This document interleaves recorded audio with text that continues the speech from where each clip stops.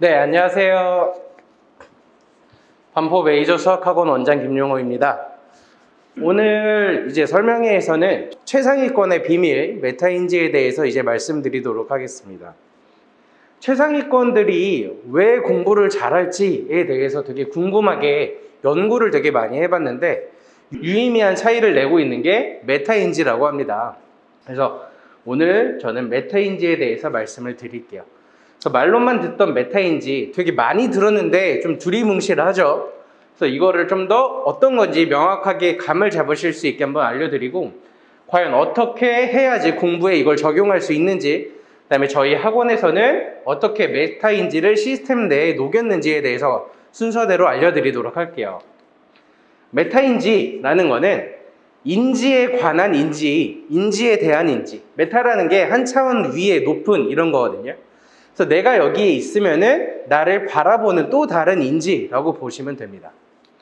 그 다음에 생각에 대한 생각. 내가 지금 생각을 하고 있는 거를 한 번 더 생각을 하는 과정. 지금 제가 여기 있는데 저를 조금 더 위의 관점에서 다시 저를 이렇게 바라보고 있다라고 보시면 돼요. 그럼 좀 말이 여기까지만 들어도 되게 어려워요. 한번 제가 감을 잡으실 수 있게 간단한 퀴즈를 좀 드리겠습니다. 도형 두 개가 있죠. 두 가지의 도형 중에서 과연 삼각형은 어떤 것일까요? 너무 쉽죠? 네, 다 잘 맞추셨는데 지금 이 도형이 바로 삼각형이죠. 일단 문제 하나 더 드릴게요. 계산 결과가 몇일까요? 하면은 괄호 먼저 계산을 하고 더하기 때문에 120이라는 결과가 나왔을 거예요. 여기까지도 너무 쉽죠? 근데 두 질문 다 기계적으로 이거 계산하면 120 바로 이렇게 대답을 하셨을 거예요. 이 상황에서 제가 하나의 질문을 더 드리겠습니다. 방금 하신 대답 얼만큼 확신하시나요? 과연 맞게 계산한 게 맞을까요? 이렇게 얘기를 하면은 한번 머릿속에서 내가 그걸 풀어냈던 과정을 생각을 하게 되죠. 왜 삼각형이라고 생각했을까?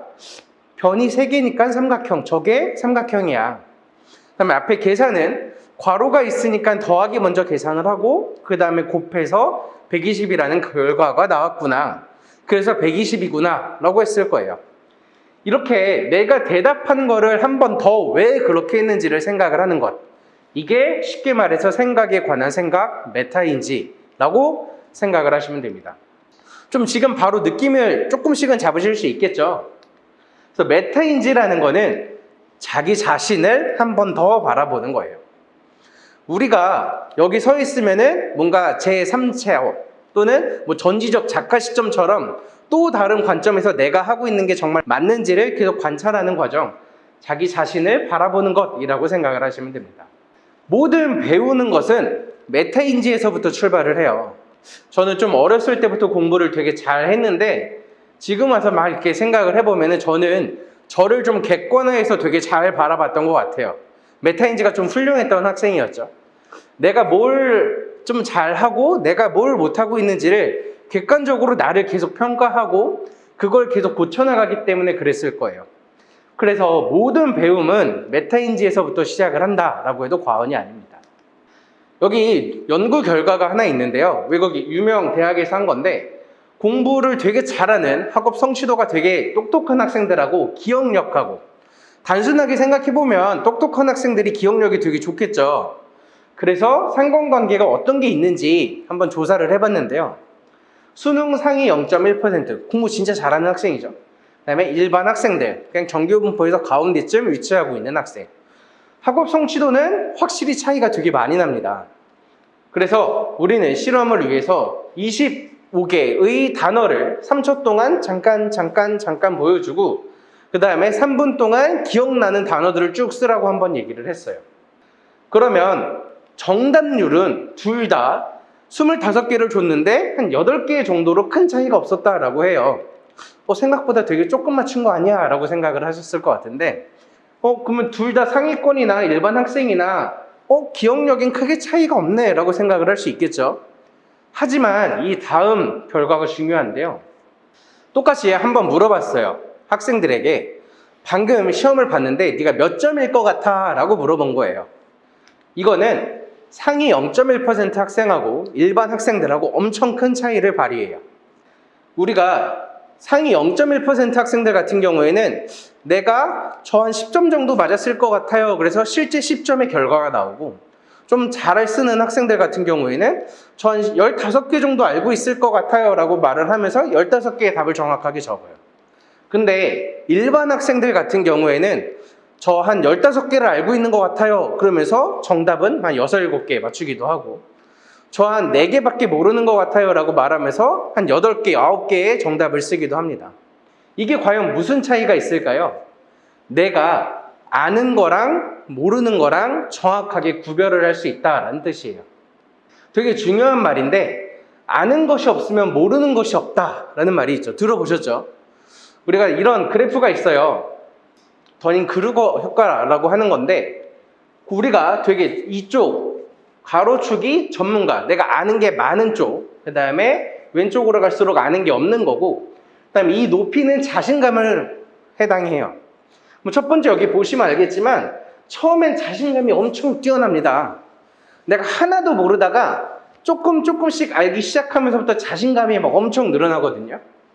그러다가 점점 공부하면 할수록 난 정말 모르는 게 많구나 라고 돼요. 맨 앞에 있는 단계는 내가 모르는 게 뭔지도 모르는 거죠.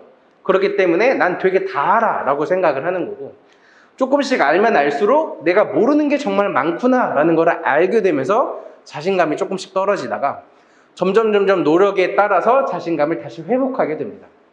이게 바로 아는 것이 없으면 모르는 것도 없다.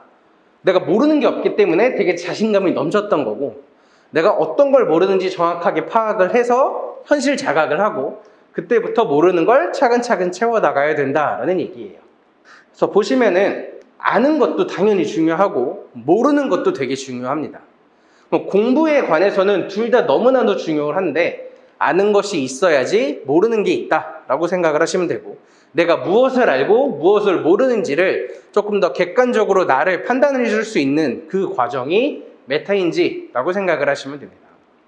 그래서 첫 번째, 내가 아는 것과 모르는 것을 어떤 것인지를 아는 그 자체를 우리는 메타인지의 첫 번째 단계, 모니터링 단계라고 얘기를 해요.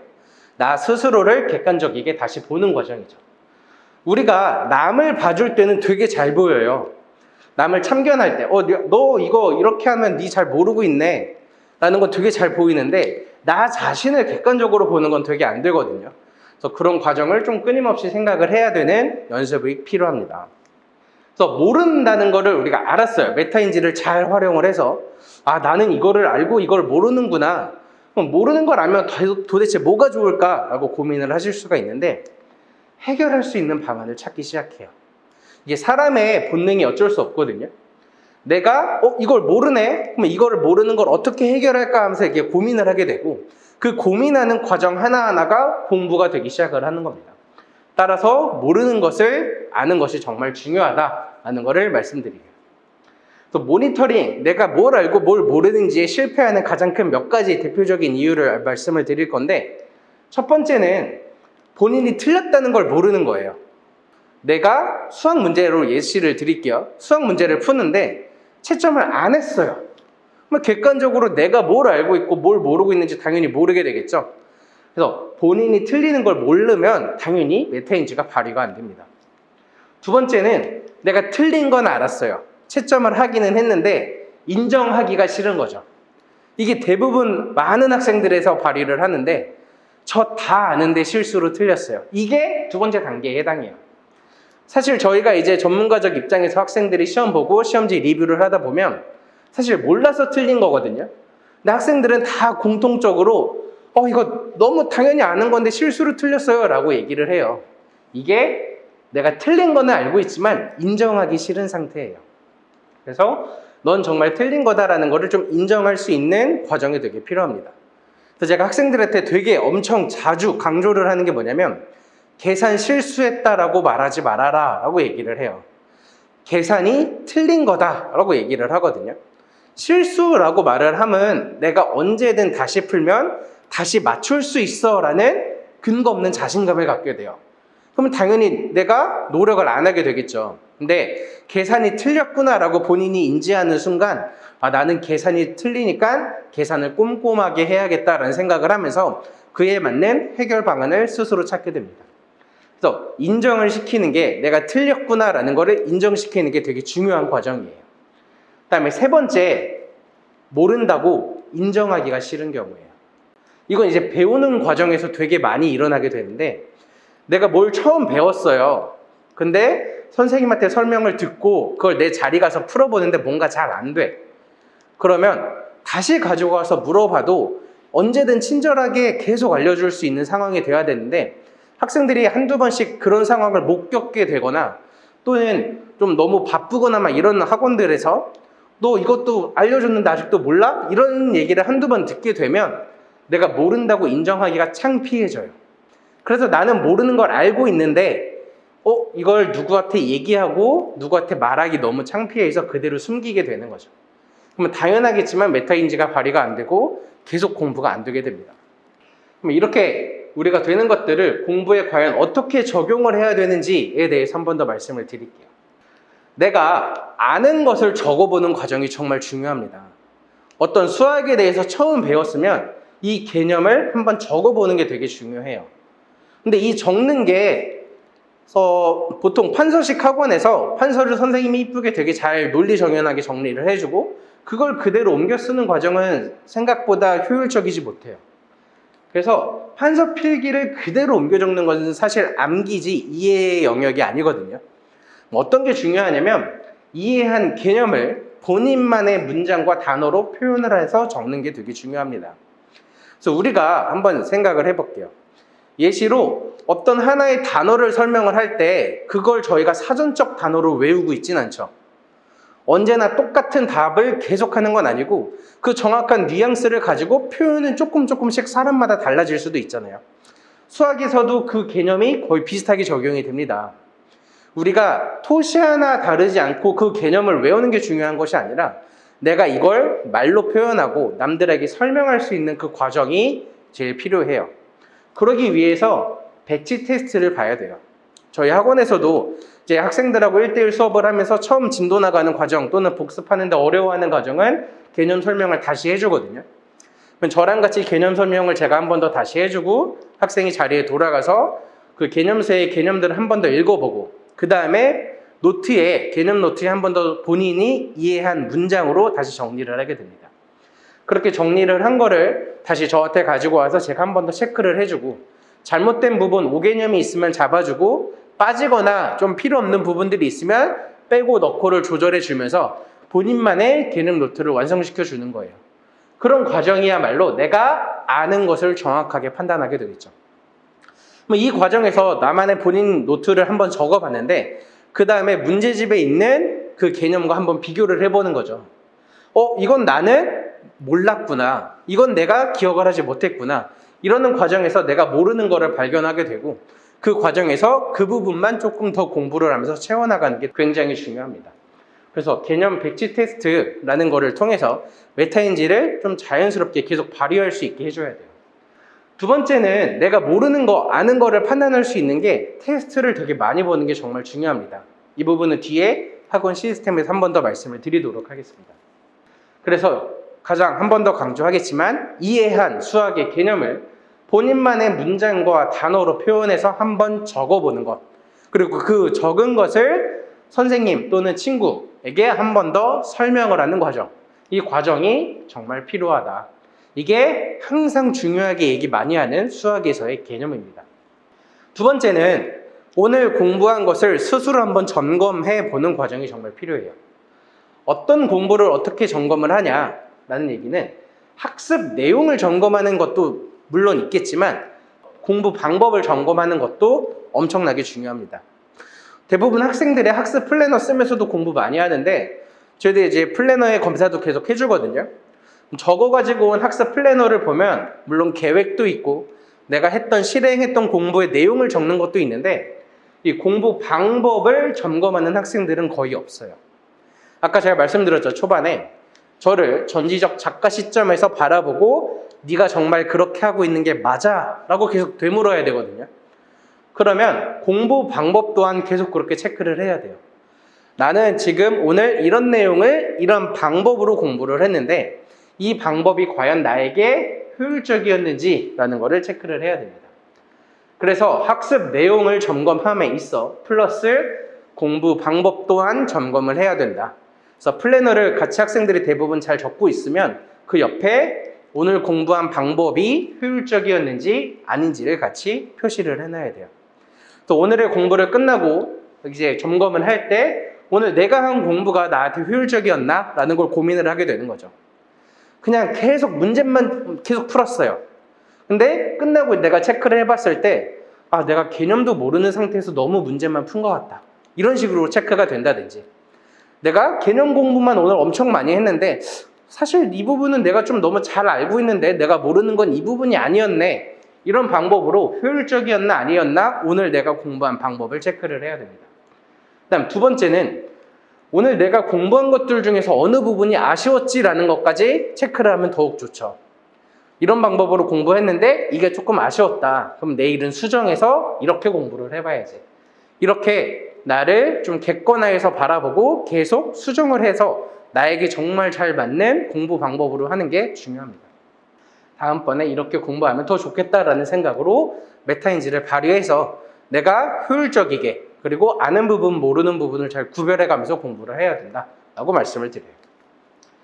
그래서 이런 메타인지가 정말 중요하다라는 거 이제 좀 이해되셨죠? 당연히 이 메타인지가 잘 발휘되는 학생이 공부를 잘할 수밖에 없죠. 그래서 저희 학원에서는 과연 어떻게 하고 있는지 아까 말씀드렸다시피 개념 백지노트라는 걸 계속 적게 하고요. 그다음에 테스트라는 걸 보게 합니다. 저희 학원은 테스트를 정말 많이 보는 학원이에요.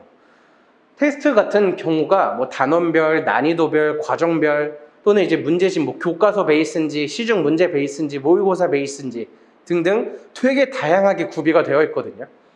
이제 선생님이 학생이 보기에 가장 필요한 과정, 가장 필요한 난이도, 가장 필요한 문제 베이스의 테스트를 풀리게 합니다. 그래서 테스트를 풀면 뭐가 가장 좋느냐? 아까 초반에도 말씀드렸다시피 내가 아는 것과 모르는 것을 구별할 수 있게 됩니다. 우리가 숙제하면서도 그게 어느 정도 가치는 돼요. 학생들이 숙제하면서 이 부분은 내가 잘 풀리네, 이런 부분은 좀 잘 안 풀리네가 되기도 하는데 이제 문제집을 가지고 학생이 집에서 숙제를 했을 때 가장 힘든 부분이 앞에 있는 개념을 계속 확인하면서 풀었는지 아니면 뭐 센이나 RPM처럼 유형별 풀이법이 위에 적혀 있어서 그 풀이법만 보면서 공식에 대입만 해서 풀었는지 이런 거 체크가 생각보다 되게 어렵고 모든 문제를 하기엔 현실적으로 어렵긴 하거든요. 그래서 저희 이제 숙제 검사할 때 이 학생이 1대1 수업이기 때문에 실력을 되게 잘 파악하고 있죠. 그래서 그 학생에게 이 문제는 사실 틀렸어야 될 만한 난이도로 어려운 건데 근데 숙제 검사하면서 그런 문제가 맞춰 있다. 그러면 학생에게 물어봅니다. 누구야, 이 문제 어떻게 풀었니? 한번 선생님한테 한번 설명해 볼래? 이 문제 너무 중요한데 정말 알고 풀었는지 한번 체크해 줄게. 한번 어떻게 풀었는지 한번 말해봐. 이런 식으로 체크를 하게 돼서 그 이외의 문제들은 사실 하나하나 다 보기는 어렵죠. 그래서 그 부분을 보완할 수 있는 게 테스트예요. 저희 학원 테스트는 보통 일반적으로 전 시간 숙제했던 부분을 오늘 와서 테스트를 보게 됩니다. 전 시간에 숙제하면서 내가 알고 모르고 했던 것들을 오답 수업 시간에 잘 챙겨놓고 다음에 학원에 등원해서는 그 부분을 시험을 한 번 더 보게 되는 거죠. 그래서 더블 체크를 하면서 정말 빈틈없이 내가 모르면서 넘어간 게 없는지 한 번 더 체크하고 그다음에 강사도 학생을 정확하게 이 부분을 한 번 더 해야 되는지 아니면 다음 단원을 나가도 되는지를 정확하게 객관적인 지표로 판단을 할 수 있습니다. 그래서 이제 사진을 보여드리면 저희 학원에 이제 수업하는 모습인데 제가 이렇게 앞에 앉아 있고 옆에 학생이 와서 하나하나 개념을 설명해주고 그다음에 이렇게 노트에 개념을 하나하나 학생이 본인 스스로 적게 합니다.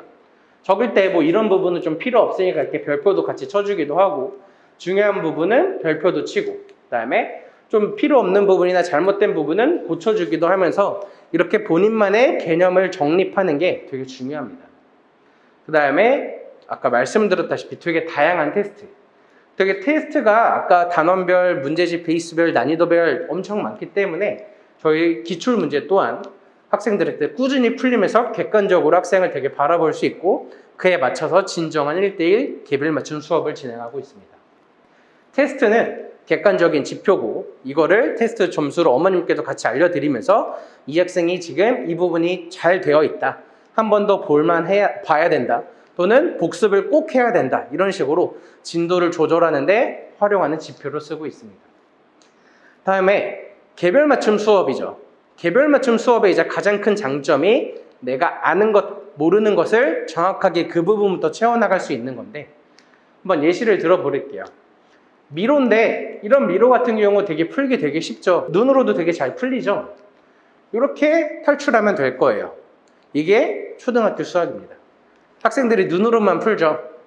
그렇기 때문에 초등 수학 같은 경우는 대부분 학생들이 저 이 문제 몰라요. 그냥 아예 모르겠어요. 이렇게 가져오는 경우는 되게 없어요. 그래서 이 정도는 내가 풀 수 있겠다라는 생각으로 임하고 그러다 보면 자연스럽게 풀리는 경우가 초등 수학이에요. 두 번째, 이런 미로 바로 풀리시네요. 눈으로 봤을 때 되게 안 풀리죠. 내가 이런 초등학교 수학 눈으로만 푸는 거를 계속 많이 연습을 했다가 갑자기 이런 중학교 수학, 고등학교 수학처럼 좀 복잡한 문제를 접했을 땐 눈으로 안 풀리니까 저 이거 모르겠어요 라고 대답을 합니다. 그렇게 질문을 하고 그러면 내가 이 문제를 풀기 위해서 어느 부분까지는 알고 어디서부터는 모르는지 객관적으로 날 바라보는 과정이 전혀 되고 있지 않죠. 그래서 단순하게 이 문제를 내가 맞았다 틀렸다 선생님 이 문제 모르겠어요 풀어주세요 라고 할 때에도 어느 부분에서 막혔는지를 체크를 해야 됩니다. 그래야지 학생이 이 부분까지는 잘 이해하고 있고 이 개념이 부족해서 뒤로 더 확장을 하지 못했구나. 그러면 강사가 그 부분을 좀 더 잘 설명을 해줘서 그 부분, 빈 부분을 메꿔줘야 되는 거죠. 이런 식으로 한 번에 탈출하는 건 당연히 불가능하고 제가 이제 직접 해본 건데 저도 이렇게 헤매는 부분이 당연히 생기게 됩니다. 수학 문제 풀 때도 이렇게 헤매는 부분이 당연히 있어야 돼요. 이런 부분. 학생들이 이제 물어볼 때 가장 이상적인 거는 여기까지 해보다가 안 돼요. 그래서 선생님 저 여기까지는 했는데 더 모르겠어요. 이렇게 물어보는 거죠. 그러면 다시 이 부분으로 가기 위해선 이 개념이 필요하니까 학생에게 이 부분을 설명을 해줘야겠다. 또는 쭉 잘 진행하다가 선생님 저 거의 다 푼 것 같은데 조금 안 돼요. 그럼 여기서도 다시 요만큼 돌아오기 위해선 지금 이 부분은 이 개념이 필요하다. 그래서 그 부분을 설명을 해주면서 문제를 풀 수 있게 해줘야 됩니다. 이런 과정이야말로 메타인지를 하나하나 문제를 풀어줄 때 활용하는 내가 아는 것과 모르는 것을 구별하는 단계, 그걸 수업에서 적용을 시켰다라고 말씀을 자신 있게 드립니다.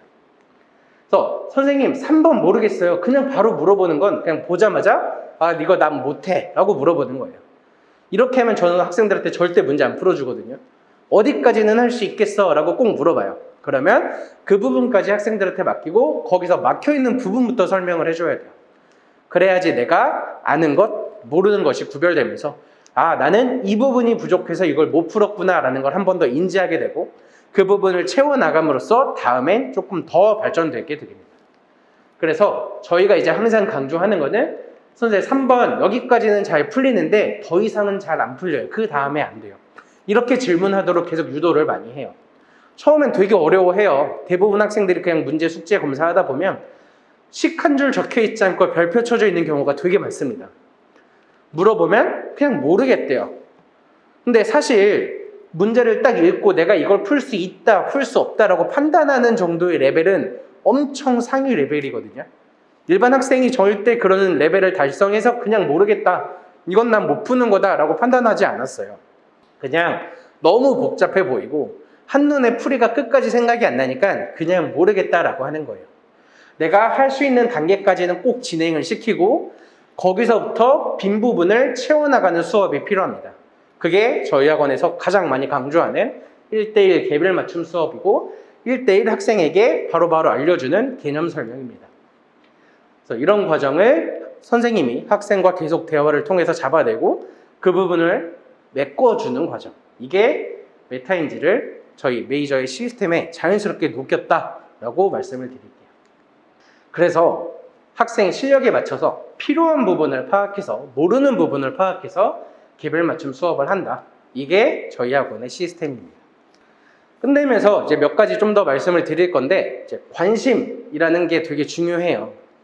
이렇게 열심히 좋은 수업 방법으로 해도 결국 공부는 학생이 하는 거거든요.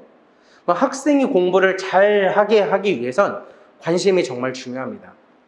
관심이라고 하는 거는 우리가 학생이 정말 열심히 한 노력을 알아주고 그다음에 칭찬하고 이런 부분들이 되게 중요한데 이제 저희가 숙제 검사할 때 되게 정성을 많이 쏟는 게 그 이유예요. 그냥 숙제 많이 내주고 알아서 해라고 하면은 그거 열심히 해오는 학생들 정말 10명 중에 한두 명 되지도 않아요. 근데 그렇게 열심히 할 수 있는 상황을 만들어주는 게 학원의 역할이고 선생님의 역할입니다. 그러기 위해선 관심이 필요하고 칭찬이 필요합니다. 저희가 이제 학생들을 이제 계속 바라보면서 숙제 열심히 해왔을 때 칭찬도 되게 많이 하고 관심을 갖고 계속 보면서 필요한 것도 계속 챙겨주고 하는 이유가 바로 이 이유예요. 그리고 이 학생이 우리가 배우면 잘 할 수 있다라는 믿음을 갖고 계속 알려주어야 돼요. 저희 학원에서 모든 선생님들이 계속 이런 관점에서 학생들을 되게 많이 바라보고 격려와 칭찬과 믿어주고 관심을 많이 갖고 있거든요. 네, 되게 자신 있게 말씀을 드리는데 학원보다 1000배는 중요한 게 바로 부모님들의 관심, 믿음, 칭찬이에요. 저희가 이제 수업을 하면서도 이제 어머님들한테 카톡을 직접 드릴 때가 있어요. 수업 끝나고 누구 오늘 수업 되게 열심히 했다 또는 테스트 점수가 되게 좋아졌다, 수업 태도가 좋아졌다 또는 숙제를 되게 잘했다, 점수가 되게 높아졌다 등등 저희가 이런 칭찬할 거리를 어머님들한테 드리면 어머님들은 집에서 이렇게 칭찬을 한 번 더 해주시게 되고 그러면 학생은 단지 공부를 열심히 했을 뿐인데 인정을 받게 되죠. 학원에서도 인정받게 되고 어머님한테도 인정받게 되고 칭찬도 받으면서 그래서 계속 내적 동기부여가 계속 발휘하면서 숙제량이 많아도 공부를 꾸준히 열심히 할 수 있다는 얘기예요. 저희 학원의 수업 시스템 정말 되게 어렵습니다. 숙제 정말 많고 공부 정말 많이 시키는데 그걸 가능하게 해주는 단어예요. 근데 저희가 정말 열심히 해도 어머님들이 집에서 학생들 칭찬이 없거나 믿어주지 않으면 이게 잘 굴러가지 않아요.